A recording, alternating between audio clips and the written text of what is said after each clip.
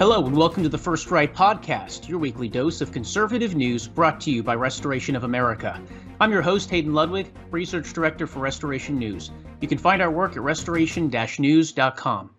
Today we're joined by Ron Vitiello to discuss the total meltdown of America's border under Joe Biden and the radical woke left.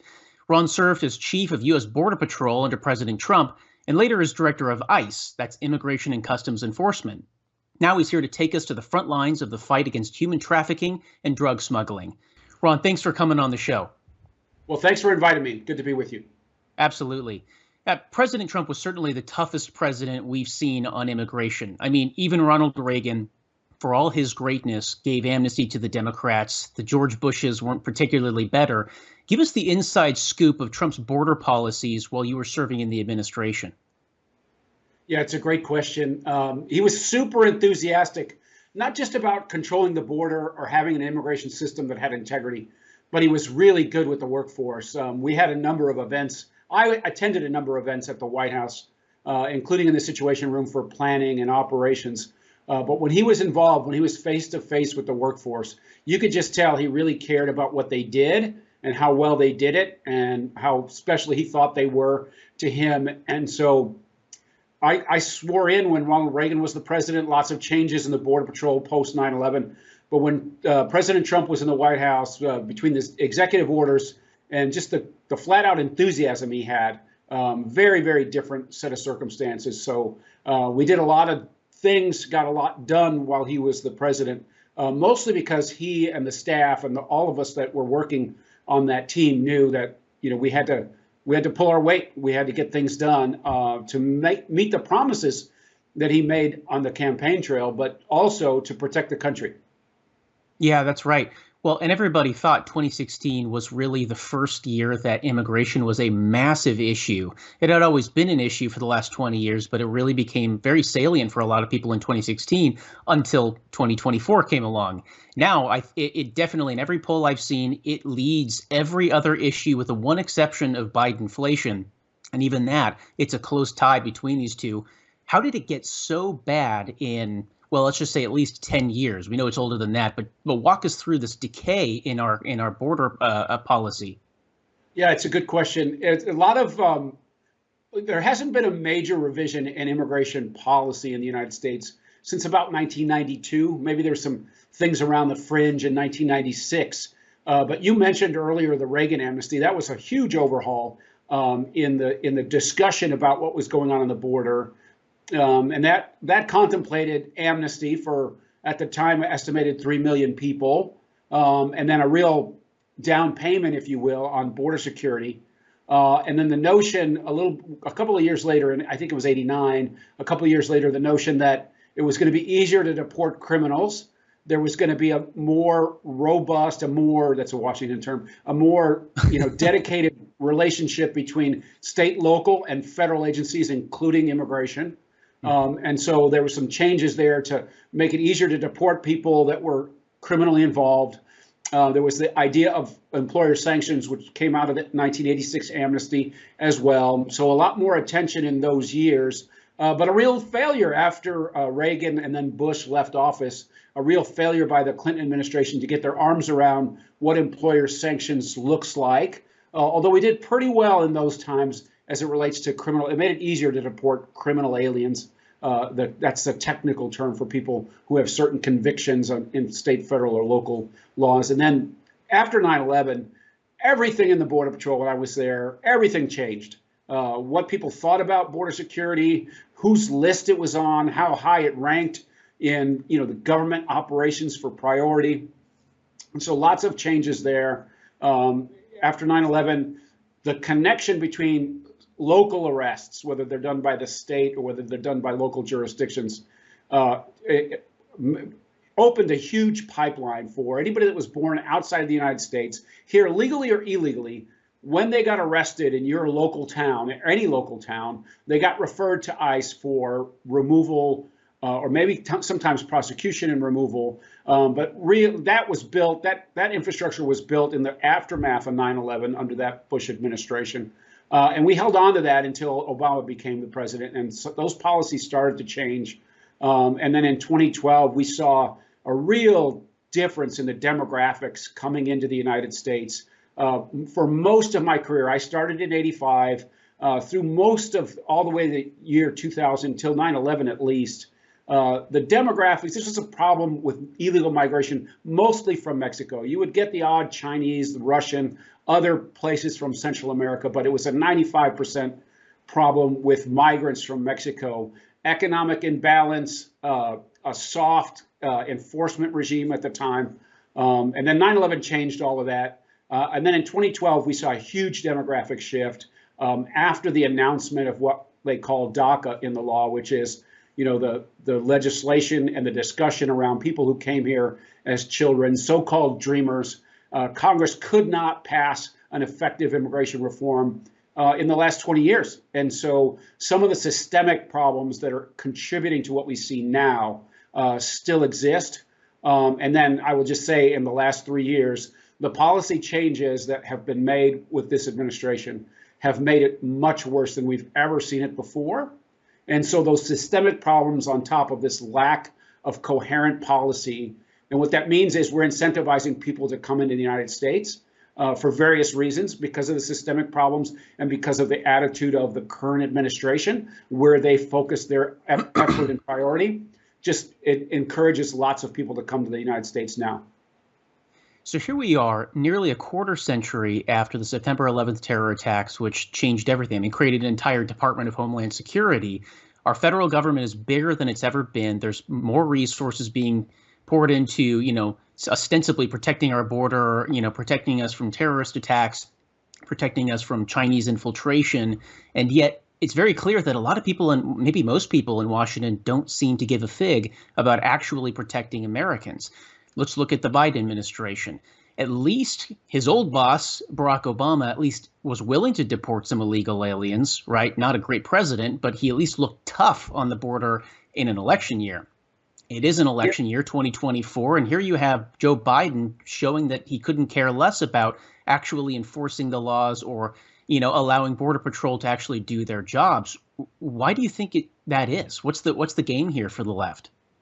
Well, I think that this administration, like the Obama administration before, is beholden to its extreme left wing, which believes that everybody that's outside of the United States will have a better life if they come here. And in most cases, that is true. Many of us have an immigration background. My mom was a refugee to this country. I wouldn't be here without America's generous immigration system that exists here to help people. My mom was a refugee from World War II. She escaped the Soviet bloc. She was Lithuanian. She came here when she was 7.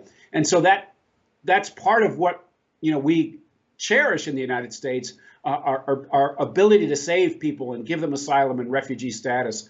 But what the Obama administration did in 2012 is they created a situation in which they told young people who came here with their parents, ostensibly, through no fault of their own, is what they will say on the headlines. And they gave them legal status in this DACA memo. And it wasn't immigration law. They didn't get a law passed by Congress. It was the executive branch waving their hand over a memo saying that if you came into the country under these specific circumstances as a young person, that we were going to defer your action for deportation. So they called it Deferred Action for Childhood Arrivals, DACA. And what that did is that sent a signal around the world that we were getting ready to do another amnesty. This is an amnesty by executive action.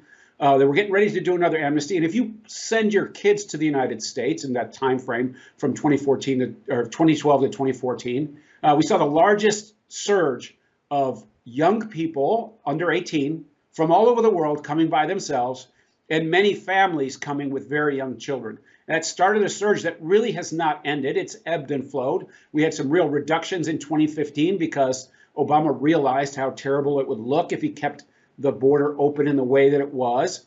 We lost some court cases. The government lost some court cases in the 15, 16, 17 timeframe. President Trump gets elected in the first couple of months of his presidency. Very low activity on the border because people perceived the incentives to change. He was going to end catch and release. He was going to build a wall. He was going to deport people.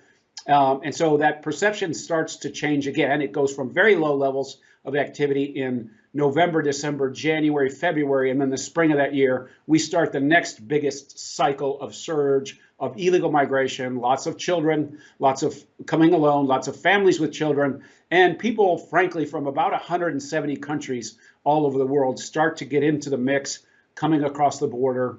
The president frankly, grinds on career employees like myself and other people in government saying, how do we fix this?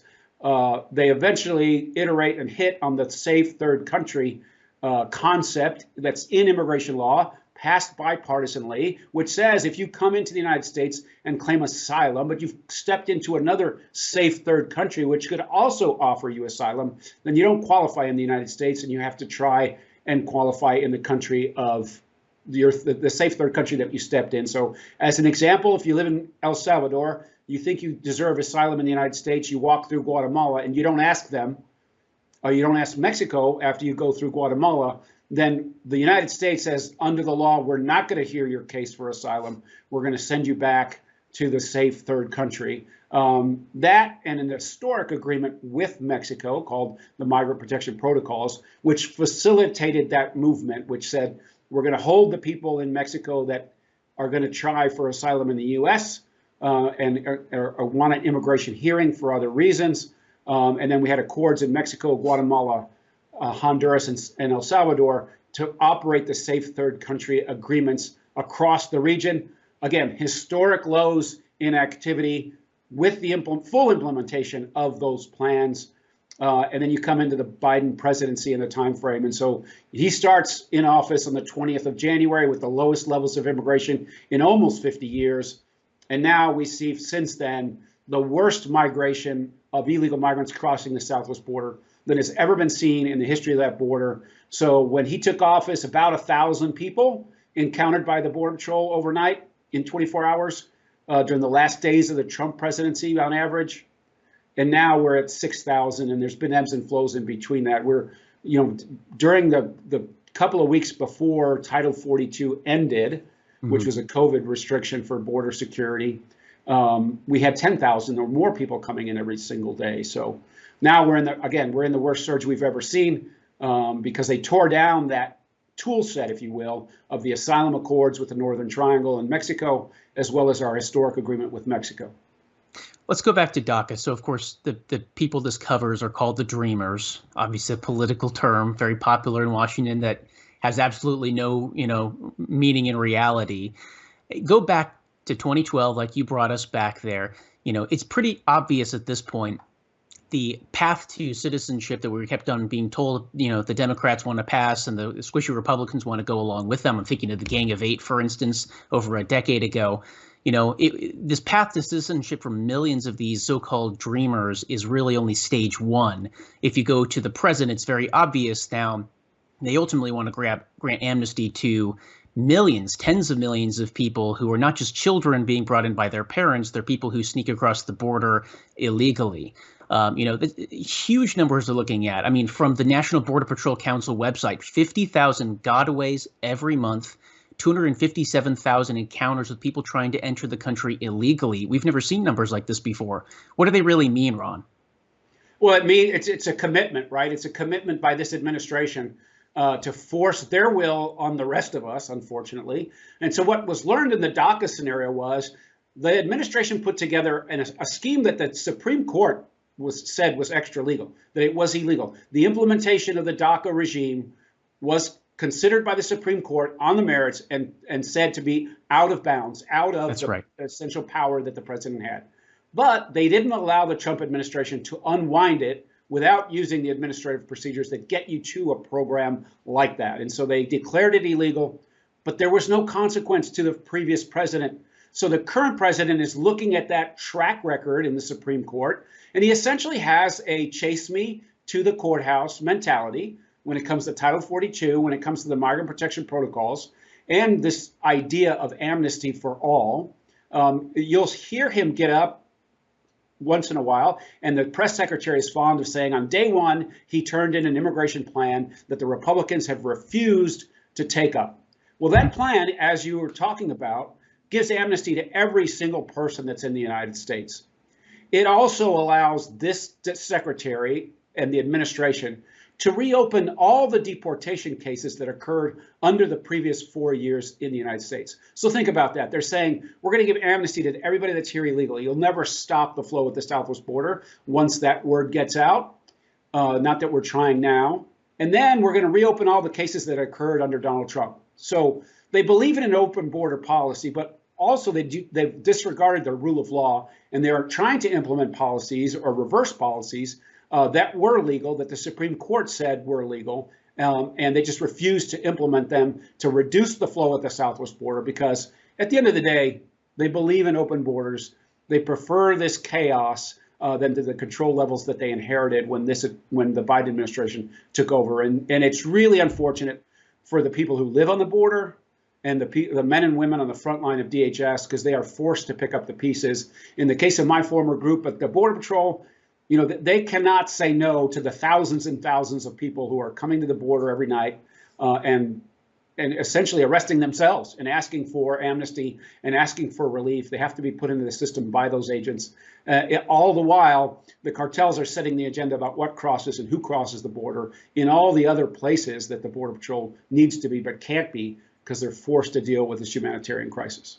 Well, and the phrase you hear there is credible fear, right? That's what they've been taught. When you show up at the U.S. border, you need to establish a credible fear because, of course, that's the phrase used in international asylum law that will grant them that refugee or asylee status in the United States. Is that correct? That's right. So the whole idea of being a refugee or an asylee in the United States, you're fleeing home because in your country, you're being persecuted because of your religious belief or because of your political views.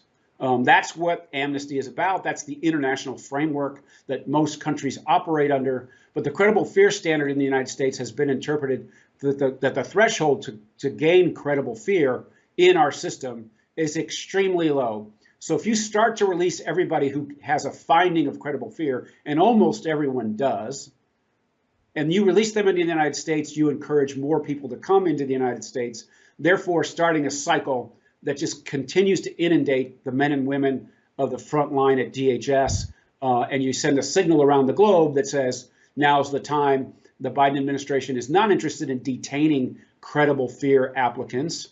They're not interested in detaining people who don't have a right to immigrate into the United States, and thereby telling the world that you're going to be released if you get caught by the Border Patrol. And it's so obvious these days that there's a level of organization that simply didn't exist a decade ago. I mean, we all remember the infamous caravans that started showing up when President Trump was in office, right? I mean, they're still showing up today, but I sincerely doubt that, a Guatemalan living in a tiny rural village in the jungle has ever heard the term credible fear and knows it's a legal term, right? Now, we don't know why or who's doing all the organization, but people who go down to Panama and the Darien Gap and see this, they see huge camps. They see lots of bottled water, lots of food, stuff that's clearly prepared in advance. It looks like, something the United Nations would put together and perhaps is. What kind of organization are we seeing that didn't exist? Well, I mean, back when you started in Border Patrol, and who do you believe is assisting in this level of organization? Well, it's the same kind of people who are trying to destabilize our college campuses, right? You have this radical left wing of the Democratic Party who believes that Israel is evil and the Palestinians are saints and angels. And so it's the same kind of people who are destabilizing the pipeline, who are investing in allowing people to come. Let's just take one country as an example. We have a vicious street gang in Venezuela called Tren de Aragua. They've been in charge of the prisons in Venezuela for the last several years. They have enormous influence in Colombia over the drug trade and drug trafficking through both of those countries. They succeeded under the Maduro regime, which has no First Amendment and no Fourth Amendment rights for the citizens that live there. They succeeded in taking over large swaths of the retail drug trade in those two countries and are now on our shores. They are now in New York, Chicago, LA, Miami, Houston, and Dallas have all reported that this Tren de Aragua gang is taking over retail drug sales in these large cities. And so the incentives are all wrong. There's an incentive for the corrupt government of Venezuela to send people away that are a danger or a threat or some kind of burden on their society to put them in the pipeline. There are people that are in the pipeline, corrupt governments and cartels that are eager to traffic them across the peninsula into Mexico and Central America.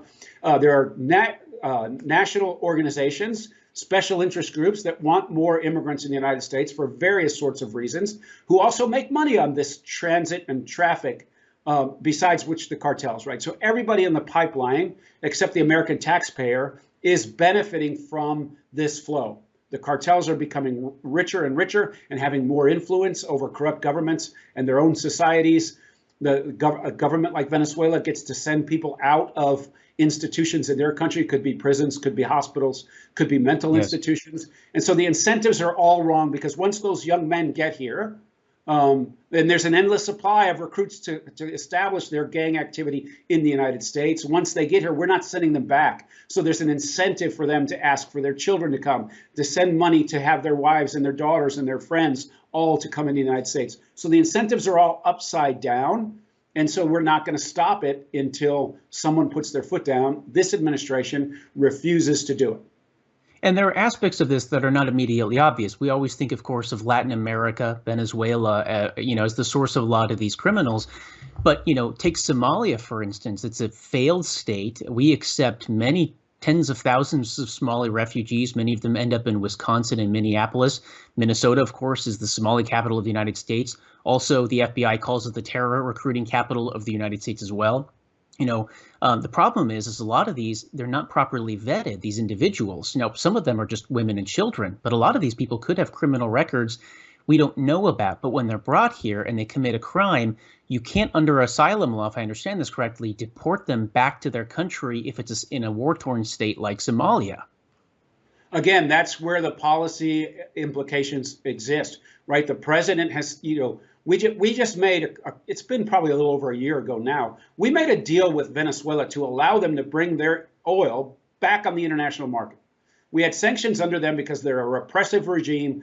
They believe in communists. They're not our friends. They've invested in all the wrong things, including drug trafficking, toward the United States. So we had sanctions against Venezuela to try to break the back of the communist regime there. About a year and a half ago, we made a deal with Venezuela. We said, we're pulling back on the sanctions, much like we did with Iran. We're pulling back on sanctions enforcement. We're going to allow you to put your oil on the international market for very political reasons. And I understand that, right? Politics, elections have consequences. What the policy is driven by is who's in the politics chair, who's running the government right now. It's the Democrats and the far left. And so they're changing their policy with Venezuela, allow some sanctions relief to stimulate their economy. And guess what? Bring down oil prices on the international market, thereby relieving some of us for the prices at the pump. We did that. That's fine. I understand. Elections have consequences. But why did we not secure with them a repatriation agreement that allows us to deport known criminals from Venezuela who come to our shores illegally and send them back home? You don't have to send every Venezuelan back. Some of them are going to qualify for relief under our law. But why are we accepting their criminals and people from their institutions, allowing them to make money on the international market in light of these sanctions with nothing in return? Ron, you mentioned earlier, who benefits from this unprecedented flow of illegal immigration. The one we haven't talked about, of course, is China.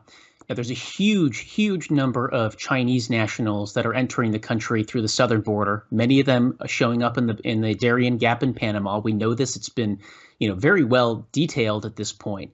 But of course, China is very far away. You can't simply walk across the border to get here. And it's a repressive regime that knows everybody who goes in and out. Let's just look at the way China treats its own drug smugglers. If you are caught selling drugs or trying to traffic any kind of narcotics in China, you are ruthlessly hunted down by the CCP and usually executed, right? People don't leave China without the state knowing this. And yet we're told by many in the media that these are women and children who are showing up here. But in fact, we know many of them are military-age young men who we know are leaving with the consent of the CCP, the very silent consent. What do you see is going on here? Are we building towards a conflict with the Chinese and this is kind of a forward staging effort, or am I reading too much into it? It has to be. These governments know, they all watch the international theater that's our foreign policy in this administration. We're in a proxy war in Europe. We're in a proxy war in the Middle East. We know China is helping Russia, and Russia is interested in helping both sides of these conflicts, both of our enemies in these conflicts. They've made statements today. China made statements today about Israel cleaning up in Gaza, in Rafah specifically. And so we know China is watching what happens at our border. They watch who is in office and what their policy priorities are. And if you just take the Chinese alone, the first quarter, CBP reports 25,000 people. And as you said, 25,000 Chinese nationals, mostly men. It's probably well over 75% young men. And they've all come to the United States.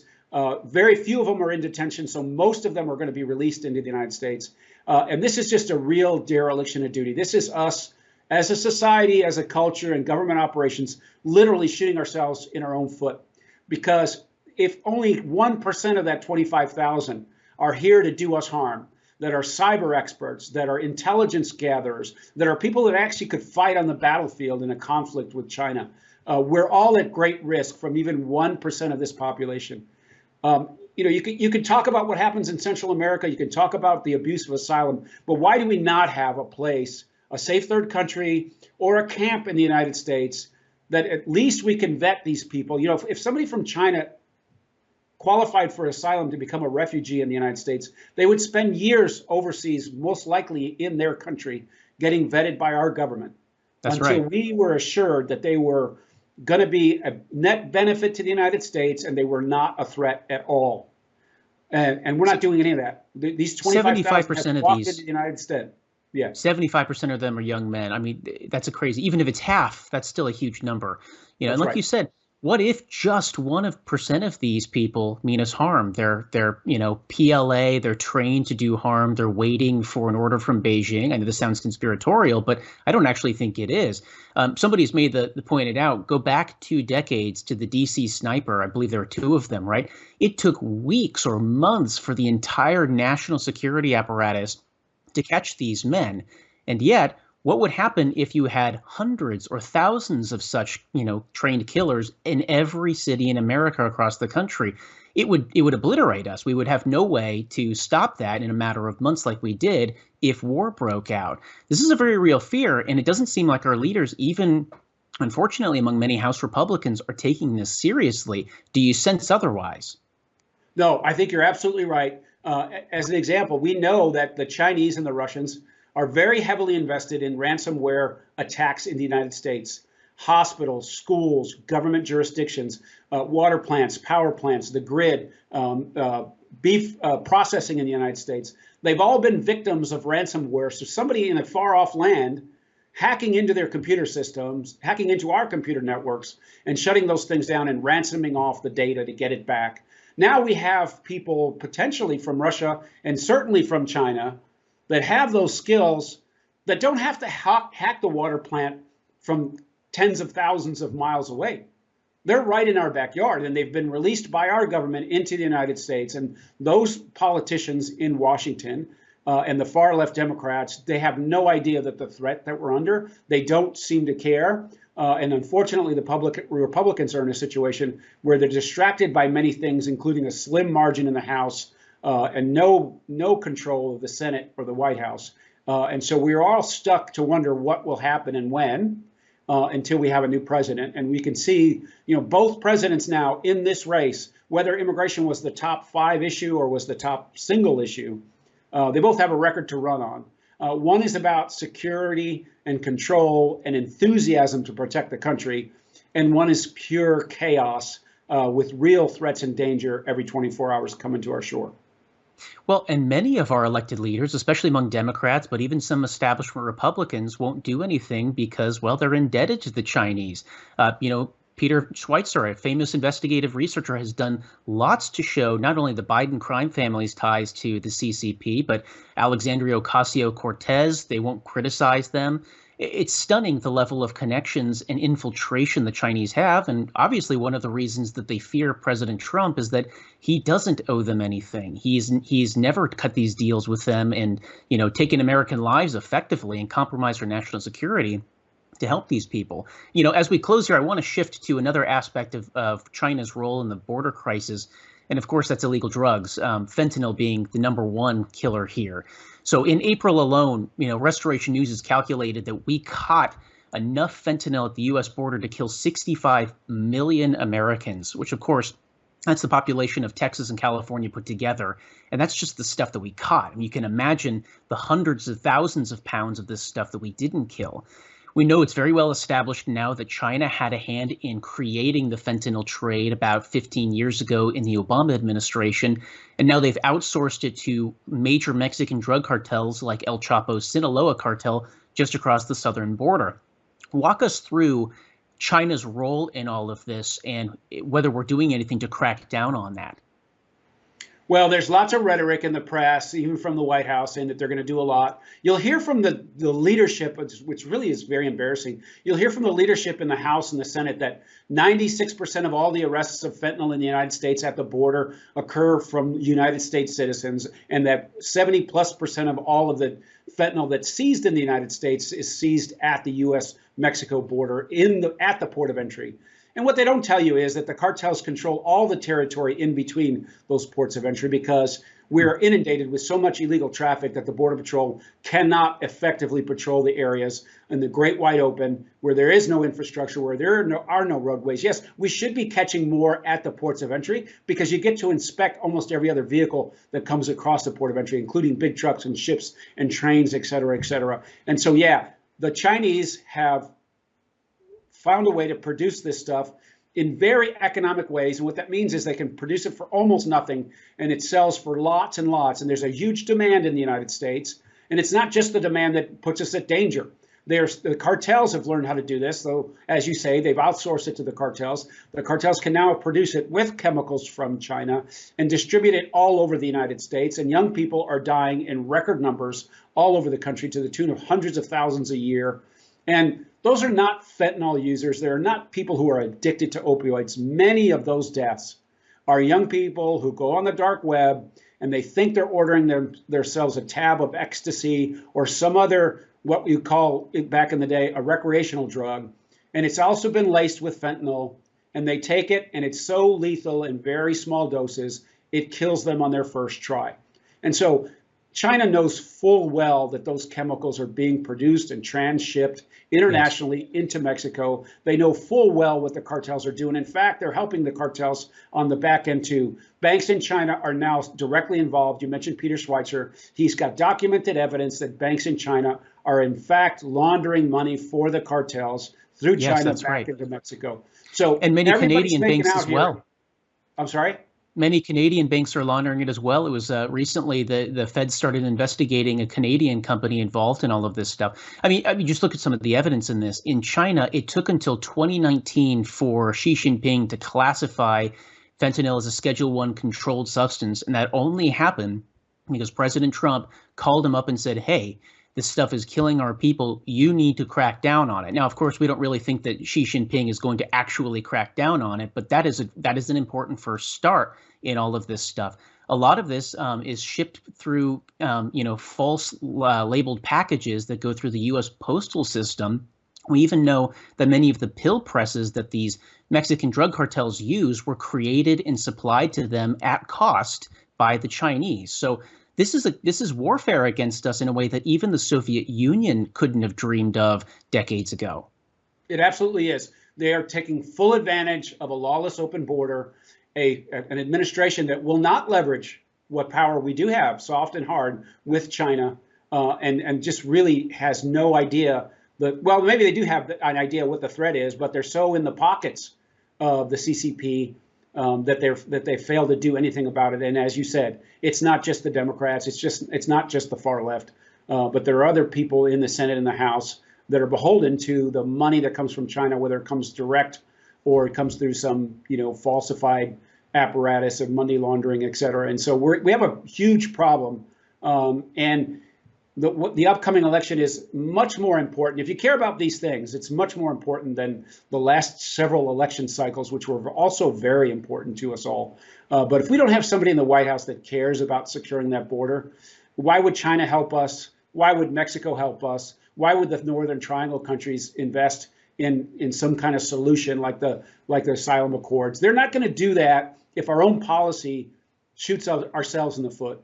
And so you have to have some will and backbone in the White House to set forth a policy that encourages our friends, that helps our friends, but deters and punishes our enemies. Yeah, that's right.